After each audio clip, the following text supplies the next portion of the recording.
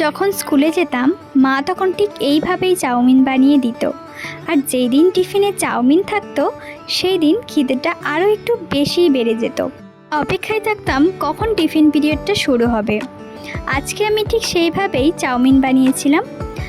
চাউমিনের জন্য আমি এখানে গাজর, আলু আর বরবটিকে কেটে নিয়েছিলাম। তোমরা তোমাদের পছন্দ মতো যে কোনো সবজি ব্যবহার করতে পারো। এরপর একটা পেঁয়াজকে ছোট ছোট টুকরো করে কেটে নিয়েছিলাম আর কিছু কাঁচা লঙ্কাও কেটে নিয়েছিলাম।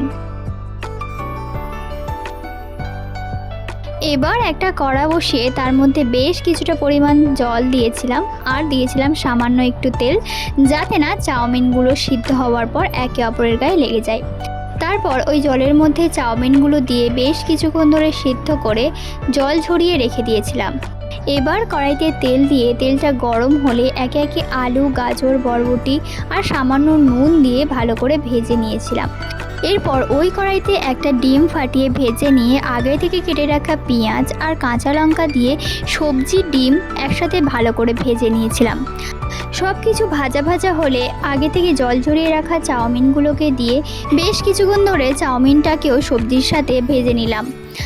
তোমরা এখানে চাইলে একটু গোলমরিচের গুঁড়োও ব্যবহার করতে পারো, আমার কাছে ছিল না তাই আমি দিতে পারিনি। এখন আমাদের চাউমিন একদম রেডি হয়ে গেছে। এবার কড়াই থেকে নামিয়ে গরম গরম পরিবেশন করলেই পাওয়া যাবে এর আসল স্বাদ।